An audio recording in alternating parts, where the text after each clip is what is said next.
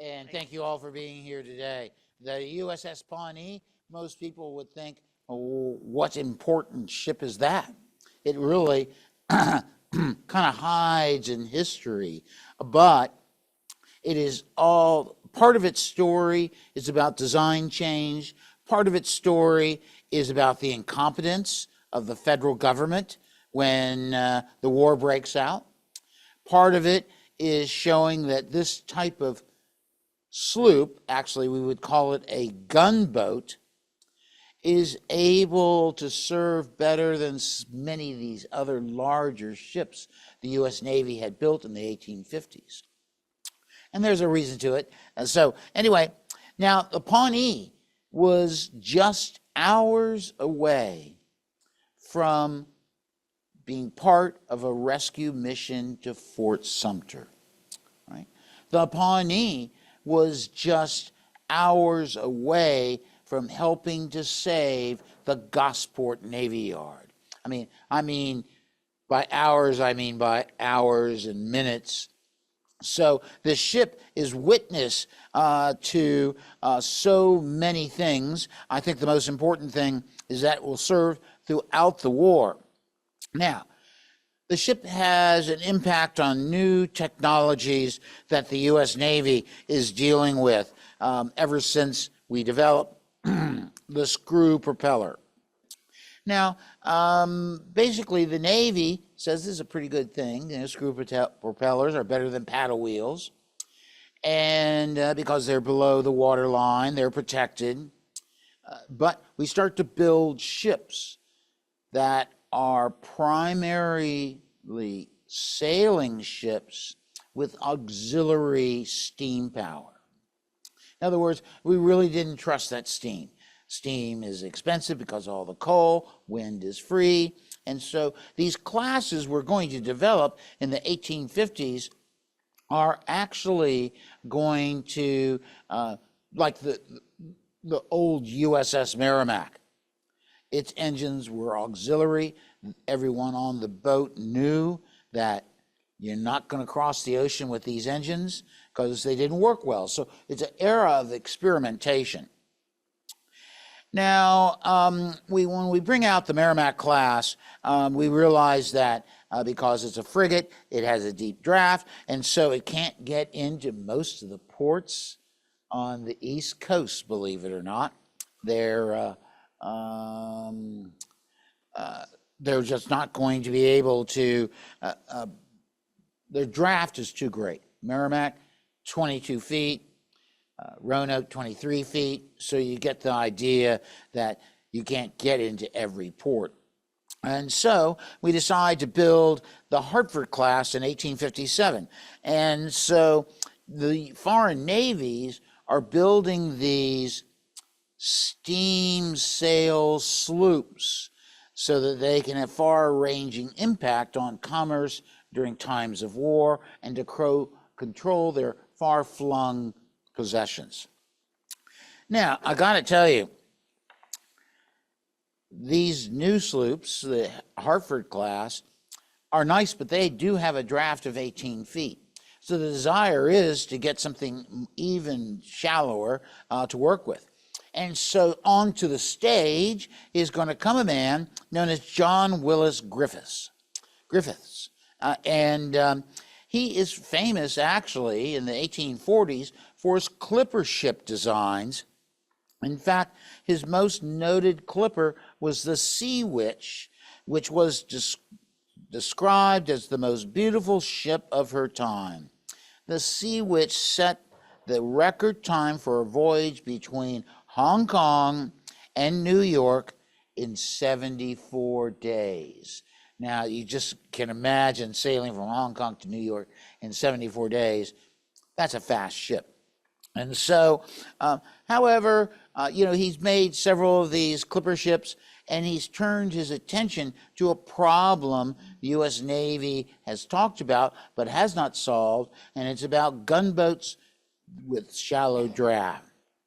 So Griffiths, and he's got some powerful friends, in New York and in Washington. And so basically, he wrote a letter to Isaac Tonsey, who was then the Secretary of the Navy. This is in the Buchanan administration. This is 1858, saying, hey, look, I can build you a ship, whether you want it paddle wheel or screw, that will have a draft of either 14 to 10 feet. And this vessel can go to China and protect our interests. Remember, there was the Second Opium War, which we were slightly involved with. And so we had to rent gunboats or modify ships over there versus designing our own, arming them with our own weapons. So he also said, look, I can have 4 11-inch pivot guns so that we can mass fire on any side of the ship that you want. All this will be great, he said. So Isaac Tonsey actually immediately goes to Congress to underwrite the sloops of 1858. Now, they just paid for a whole bunch of other sloops, 1857, but we need more because of the needs for the modern Civil War Navy. So in this group of ships, and there weren't any classes, this was like Kearsarge, Seminole, Dakota, they all were built part of this program. But those 3 ships are similar, but then when you get to others, there are a lot of variances. Now, John Griffiths designed the Pawnee at the Philadelphia Navy Yard. And he was actually appointed a temporary naval constructor there. Now, what he did, make the Pawnee a design unto itself. What I mean is, this thing has a draft of 11 feet, and it was going to operate primarily under steam. We haven't had that before in the U.S. Navy, to rely just on the steam power of a vessel. And so his concepts with the hull, power plant, are 25 years ahead of time. In fact, his concepts, when merged with some of the concepts of monitors, will actually, when the Navy starts rebuilding in the 1880s, some of those concepts will play in the design of our new ships. So he's 25 years ahead of his time. Let me tell you about this ship, the Pawnee. Of course, it's going to be built at the Philadelphia Navy Yard. I don't want to talk about him yet. But anyway, the designer, of course, is John Griffiths. It was laid down in October 1858. It was launched in October almost the same day, 8 October 1859. So you also had rapidity in construction because Griffiths had invented a wood bending machine that he could bend wood to allow it to conform to certain design characteristics. So it was commissioned on 11 June 1860. Its tonnage was 1,533, 233 feet in length, beam of 47, and a draft of 11 feet. Plus, to make things more complicated, but to make the ship more of a steam gunboat, we have twin screws, which is kind of unusual during this time. And it uses a 2-cylinder horizontal direct-acting geared engine with 3 boilers producing, you ready for this, 590 horsepower. Wow. And it could go 10 knots. So it's faster than your lawnmower. Both screws at the same time, that's right. And Ericsson has actually developed how they can rotate in different directions to give greater power for the ship rather than just having one. They had no banjo device. During that time, we would have a banjo device that would actually turn the propeller, move it out of the way so that under sail, ships like the Merrimack could really, get where they needed to go. And so the first, and it was armed at first with 8 9-inch guns, shell guns. Later they'll add some pivot guns, a 50-pounder rifle and a 100-pounder rifle. And so these were to actually, give it a greater power at sea. Now, Commander H.J. Harleston will be the commander of the Pawnee when it does its shakedown cruise. And on September 24, it takes this man, Garrett Pendergast, to assume command of the home squadron. Now, in 1860, we weren't so worried about what's happening along the East Coast.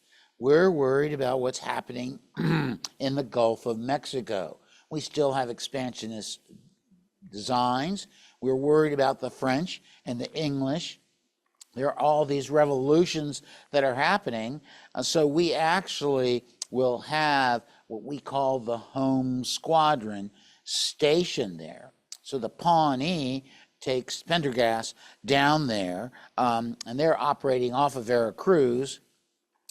Pawnee then returns to the Philadelphia Navy Yard after some minor repairs. It then gets detailed to the Washington. Now, notice about this ship, its masts aren't as tall as many would be. There's no bowsprit, right? And look at the design of the hull. It's totally different. This thing is to position yourself to use that broadside battery, and then, of course, the pivot guns to blow somebody out of the water. Now, so it's there at the Washington Navy Yard, and the new commander is Commander Stephen Rowan, and he was born in Dublin, comes to the United States when he's 10 years old. He graduates from the University of Miami at age 16 and joins the Navy as a midshipman. So he's been in the Navy since 1836, and he's risen up into rank of commander. He takes command of this ship. Now, let's take a step back from the Pawnee. Let's think about what politics are happening right now in Washington. Number one, Lincoln's finally been inaugurated. 7 states have left the Union. Lincoln's wanting them to come back into the Union. There's a peace conference, peace commissioners from the South that go up to Washington, but Lincoln refuses to meet with them. He doesn't want to recognize the Confederacy as a separate entity. Now, so the big thing is the U.S. government went through an expansive program building forts during the, this is the Washington Navy Yard, of course, where the Pawnee is going to be stationed. This is where one of our issues is going to happen, and this is Charleston Harbor. So we build a bunch of forts like this. This is actually Fort Sumter, and I have to tell you, by the time they put the first brick down, it's out of date, okay? But they build them anyway, and they're everywhere. Now, some are, they have one ordnance sergeant there, and so when the Southern volunteers show up, yipping and yowing, the guy surrenders, right? And but there are 2 forts where that doesn't happen, and that will be in Pensacola, Florida, with the Fort Pickens, which we talked about the other day about Worden's secret mission. However, we also had Fort Sumter. So these are symbols of federal power, and the giving up of the forts to the new Confederate States of America would deem to be a backward step for the United States government. So Lincoln, by April 1st, is talking to everyone he can, everyone will listen. What can we do to rescue these forts? And in essence, this is where it gets real fun. Gideon Welles wanted to organize an expedition to relieve Fort Sumter. Now, then also at the same time, former naval officer Gustavus Vasa Fox, who's a man of great energy, came up with his own plan. You see, basically,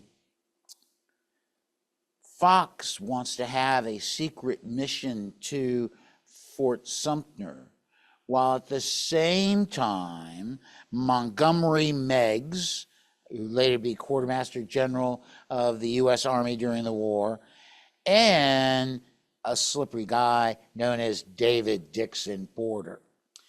They say, well, the real fear is losing Pensacola, and so we have to save Pensacola, Key West, all these places down there. And so they concoct a plan. Now, this plan, let's talk about the Fort Sumter plan. The Fort Sumter had, they had 3 ocean-going tugs to help bring things into the harbor. They have the supply ship Baltic, and then they had to have some warships. So number 1 warship is going to be the USS Powhatan, which is the most powerful ship really floating around the U.S. Navy at the time in American waters. Then you had the USS sloop known as the Pocahontas, which is at Gosport Navy Yard in April 1st. And then you have the USS Pawnee at Washington Navy Yard. Now, Fox's idea is to rendezvous 10 miles off the Charleston Light, and once all the heavy ships are in, then they're going to bring provisions into Fort Sumter and destroy some of the Confederate batteries and save the day. The Union will maintain the fort. Now, this was a secret mission. And actually, everyone's told, don't do anything, don't tell anybody what you're going to be doing. So we have these secret sailings. Now, number 1, they use the Harriet Lane, which is from the United States Revenue Cutter Service. That departs on April 8th.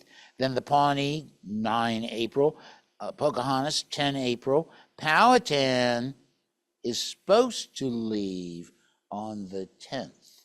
Now, I got to tell you that it never leaves at that time, because as Fox is organizing this expedition, Porter and Montgomery Meigs goes to see William Seward, the Secretary of State. And they convince him that, oh my gosh, the real trouble is down in the Gulf of Mexico. If we lose Pensacola, if we lose Key West, we lose Fort Jefferson on the dry torpedoes, the foreign governments can come in and support the Confederacy at will. So we got to maintain these forts. Pensacola is a major port at this time. And so their plan, so they talk to Seward, you know, and they're telling him that we're going to take federal troops to assume command of a new department of Florida and to stop incursions by foreign powers. Now, I have to tell you, Stuart listens to this, and then Porter and Meigs goes and sees Abraham Lincoln. Abraham Lincoln a little busy, but he takes the time to go ahead and talk with them, and they convince him that Fort Pickens is the place to really make an effort. Now, let me just tell you, this is about 8 of April, 1861.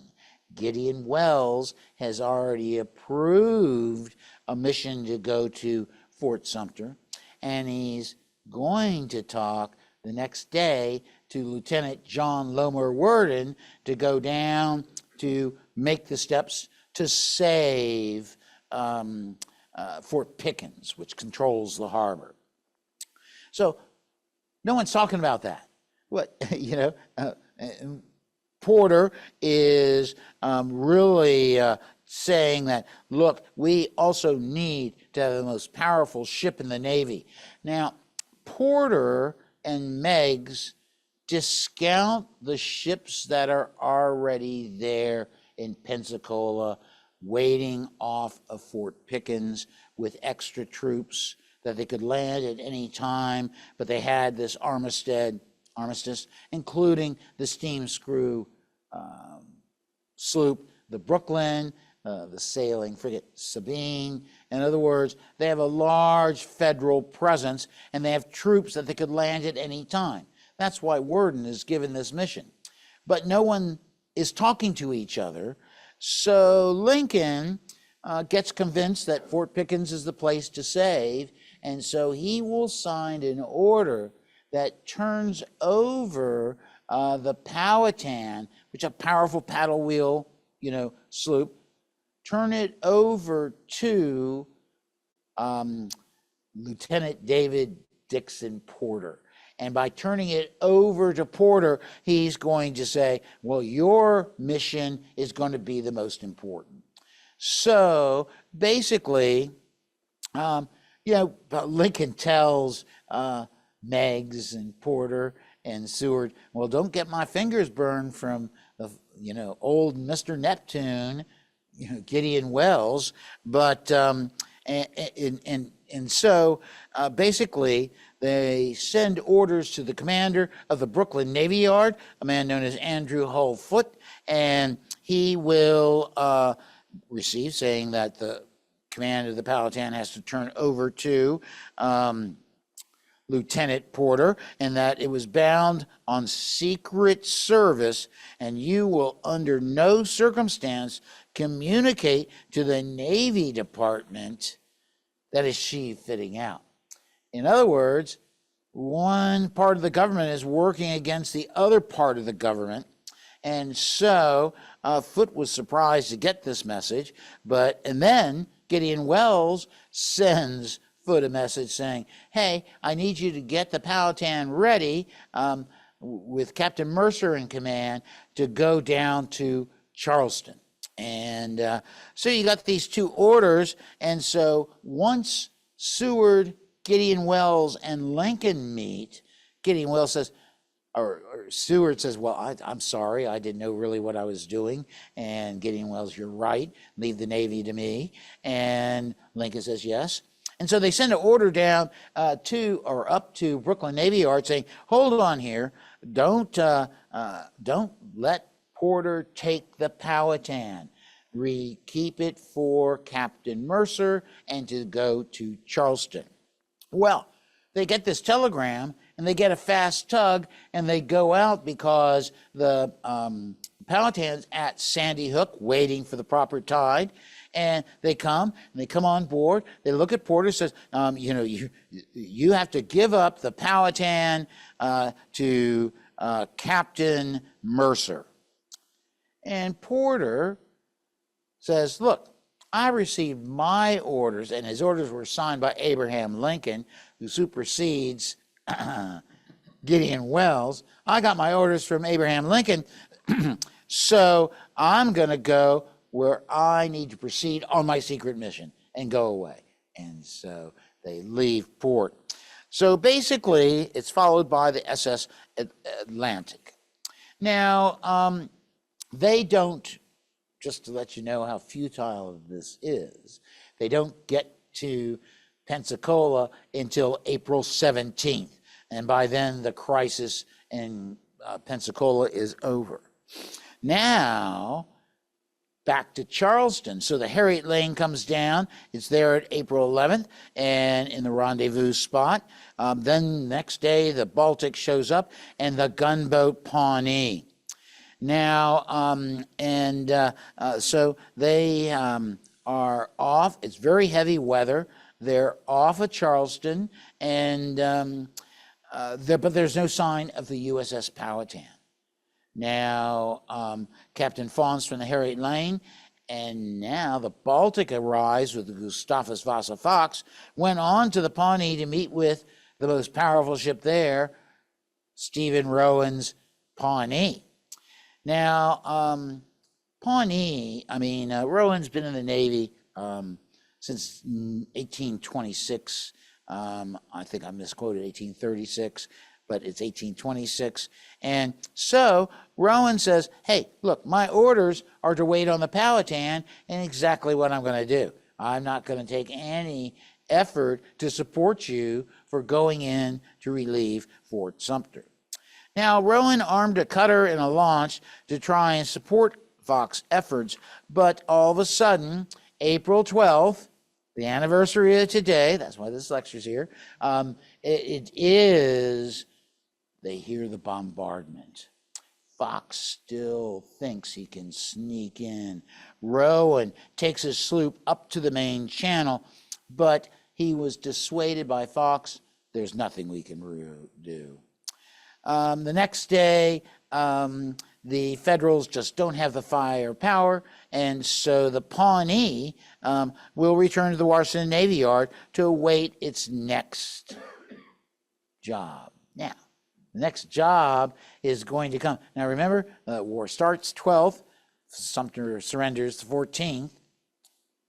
Lincoln will proclaim a blockade of southern ports, and on April 17, he says, I want 75,000 volunteers to come and, stop the rebellion of deep southern states. And Virginia says, we're not going to do that, so we're going to leave the Union. And there's a flashpoint where?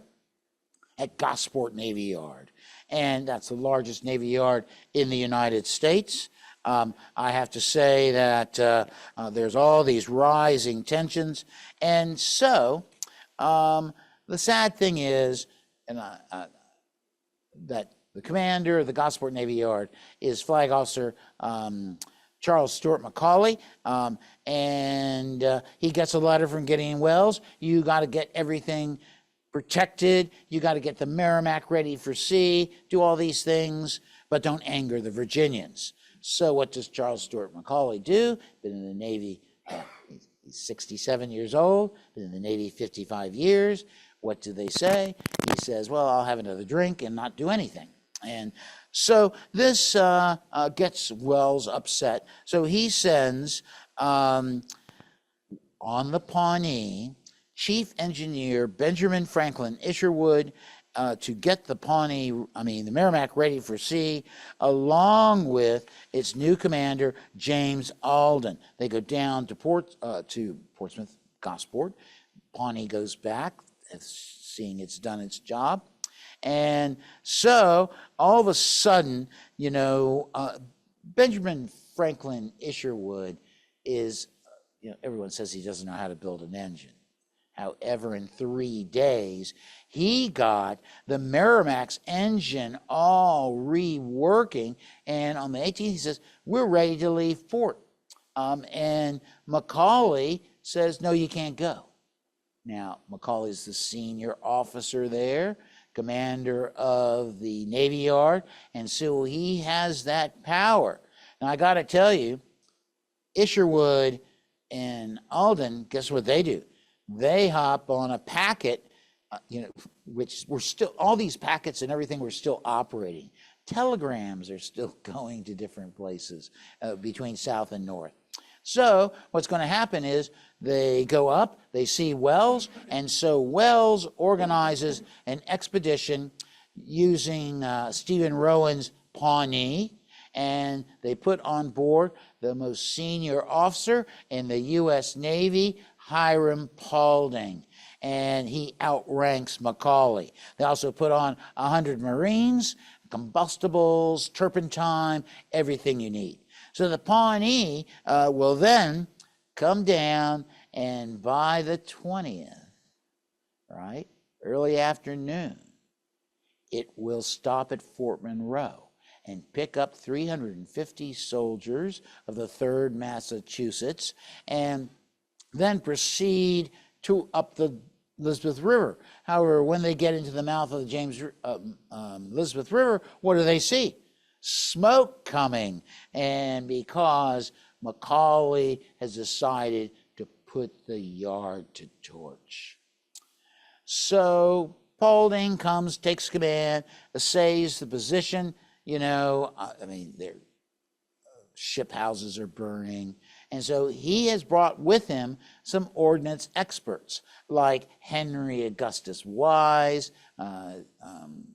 Assistant Chief of Ordnance for the U.S. Navy. He's brought George Rogers, Gouverneur Warren. They all come down, and they're supposed to destroy the rest of the yard.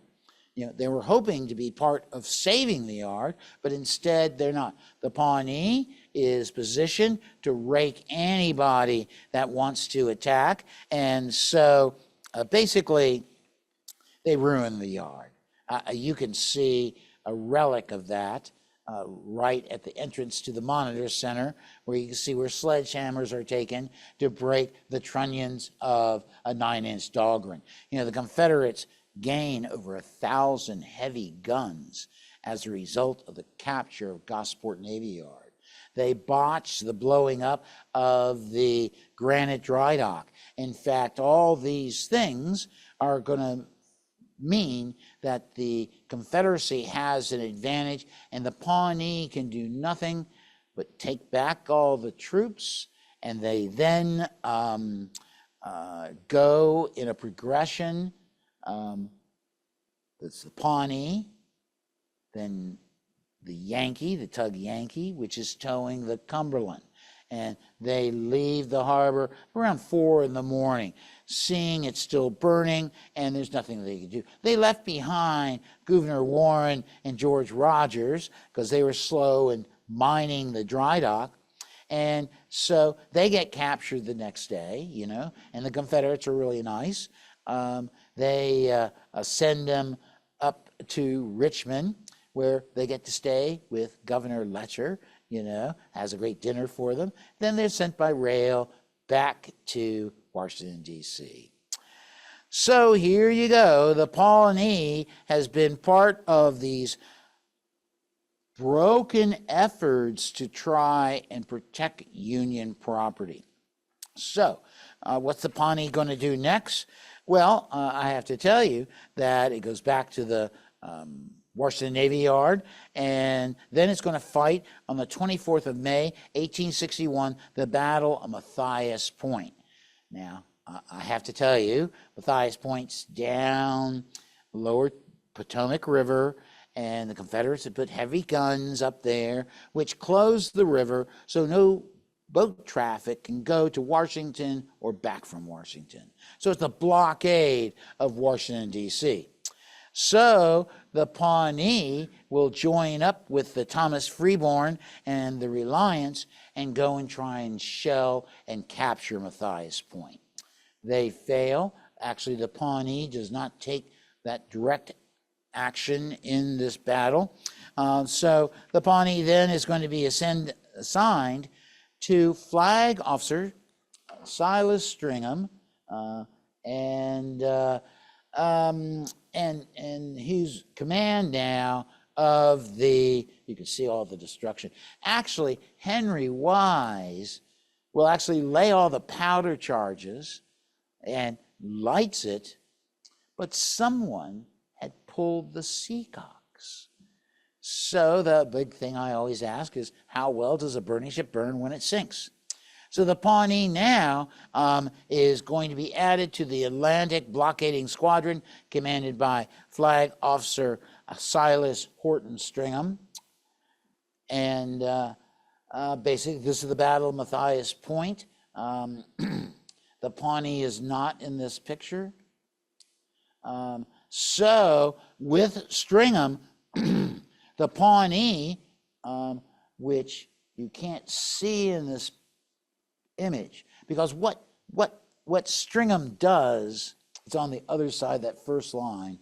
What Stringham does is put his ships in a loop like an egg, and so that they can bombard the forts defending Hatteras Inlet, including Fort Clark and Fort Hatteras. And so this is important because the Confederates are sneaking out from Hatteras, capturing Union Northern merchantmen. So they got to put a stop to that. And so what they do is they effectively capture Hatteras Inlet. Pawnee stays there as the Atlantic blockading squadron goes back to Hampton Roads, where it's going to be divided into the North Atlantic and then South Atlantic blockading squadron. Now, the Pawnee stays at Hatteras Inlet. Guess what? It captures 4 Confederate ships, 4 blockade runners. In fact, during the whole war, it's going to capture 8 different blockade runners. So because it's fast, it's shallow draft, so it's perfect. In fact, it will take part in the Port Royal expedition led by Flag Officer Samuel Francis DuPont. And once again, they put their ships in an elliptical fashion, and they force the Confederate forts to surrender. The Pawnee is actually towing a sailing ship just to make sure they bring those guns to bear on the Confederates. Well, now, I have to tell you that Rowan is going to take his ship and join with the North Atlantic blockading squadron, and he participates in the capture of Roanoke Island. And it is in fact said that Rowan will be the man that destroys the Mosquito Fleet, commanded by William Lynch in the Albemarle Sound. He goes all the way, wins the Battle of Elizabeth City. Pawnee then stays on position to guard the North Carolina waters, but it's needed elsewhere, so it's sent back to Port Royal, where it'll participate in several expeditions along the Florida coast, including Fernandina. Now, I have to say that the ship Rowan stays in North Carolina. The new captain is going to be George B. Block, and the last act of the war, the Pawnee is going to capture, guess what? Georgetown, South Carolina, a big blockade runners. And it actually is going to tow this ship south on one occasion. This is the Patapsco. Remember, you needed powerful steamers to take monitors south. So the Pawnee is everywhere during the Civil War. It participates in some of the most major campaigns, but the biggest thing is it opens the door to the problems of a new government, or 2 new governments, but the United States new government, how it is going to actually organize a war effort. And as in the case of the Pawnee, it does not do a good job because the Pawnee is sent to one place, but not enough ships go with it. So Fort Sumter falls. The confusion about Fort Pickens is inexcusable. Then the Pawnee is in a position to save Norfolk. That's why they come down. But you know what? They never send a telegram to Charles Stuart Macaulay saying, we're coming with reinforcements. Got to realize Macaulay is kind of feeble-minded. Once again, he's 67. I'm 70, so I guess I can say that about somebody. So it is pretty amazing, because the Gosport Navy Yard could have been held by the federal government. And yet it was lost because of an ineptitude, and also the Gideon Wells did not operate fast enough.